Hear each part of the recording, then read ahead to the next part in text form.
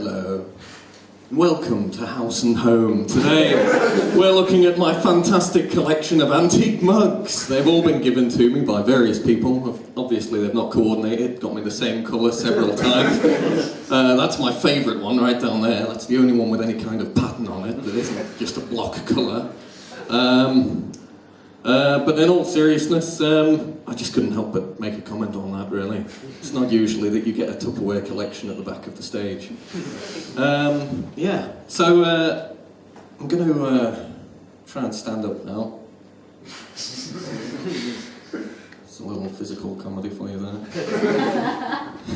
Usually I don't reuse jokes, but I'm happy with that one. Yeah, I am usually a bit more organised as well. I usually, actually write a set for the night. That was my plan, was to write it today. However, I have actually spent most of the day in bed with a horrendous hangover. So I'm just going to use what material I already have, which is basically half of 3 different sets, which are going to be cobbled together in some kind of Frankenstein-esque comedy experience. Yeah, so everyone like Bruce Forsyth, yeah? Glad to see you all looking so well. I am glad, that's what it says, right? Yeah, that's old Brucey, me and him, like that.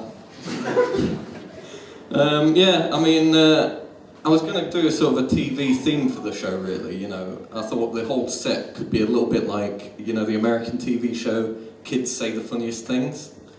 And then you just have to replace the word kids with childish adults. And then you have to replace the phrase say the funniest things with tell ridiculous stories. And then you depluralise the childish adults. And then with that complete phrase, you have the title of my set. And also, presumably, some kind of newspaper headline about Brexit. Oh, yes. Political humour. Risky stuff. I'm not going to do much political humour. I thought about it, but I've not really done any research. And I don't know where I'm going to go with it, so... yeah, I'm not going to do it. Unlike the Leave campaign. I've got to be careful with that kind of thing because you can't divide the audience. So just to make things right with the other half of the audience, aren't foreigners terrible? Good. So I think I've now won everyone over equally. I don't know, I mean, what else have I been doing with my life? I'm an archaeologist by trade, which means I spend 3/4 of my time below ground. Probably 3/4 of my body and time below ground. Essentially, I spend most of my time as a disembodied head poking out the top of a hole in the ground.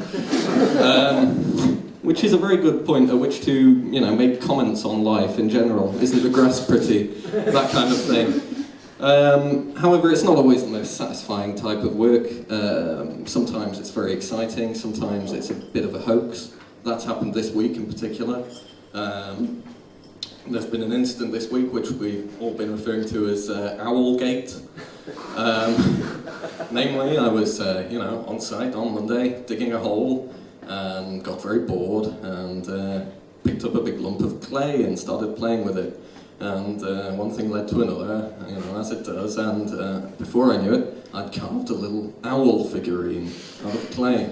And I thought, that's actually not a bad carving. I'll leave it on the side and I'll come back for it later.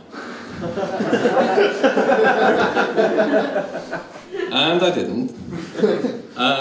No, actually, it was found 2 days later by a different archaeologist who, before talking to me, called the county archaeologist and the developer and told them that we'd found a medieval sculpture of an owl.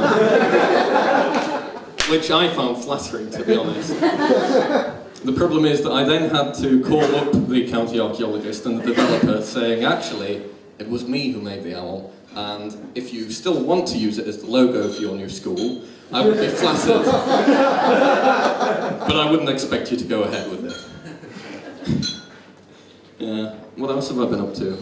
I've been going to the cinema a bit, watched Don't Breathe. Anyone seen Don't Breathe or heard of it? No? Yeah, horror film.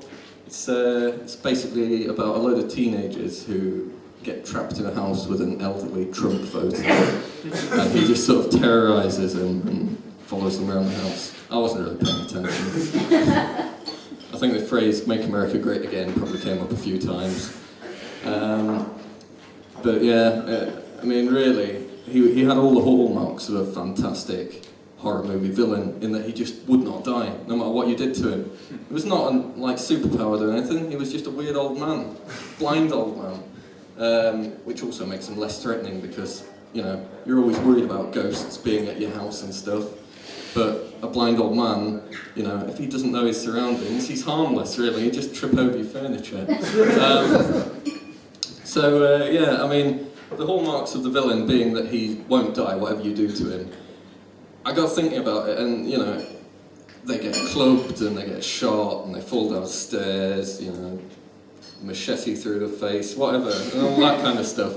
But they just keep coming, and you know, somewhere out there is there like a little horror movie villain's retreat where there's all these sort of wheelchair-bound horror movie villains just slowly rolling around and scaring people, and then getting taken back in for the day.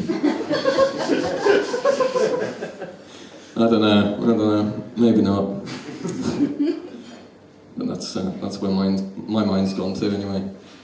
Looking at the set a bit more, what a fantastic place. Got some curtains, you know, if you need to enter. Got a nice nautical map showing world trade routes, just in case you do find yourself wanting to set up a 19th century business empire from the back of the pub. Wouldn't be the first time. Yeah, I mean, as you can see, I am starting to run dry now. Not that I'm showing it, of course. Smooth, professional flow.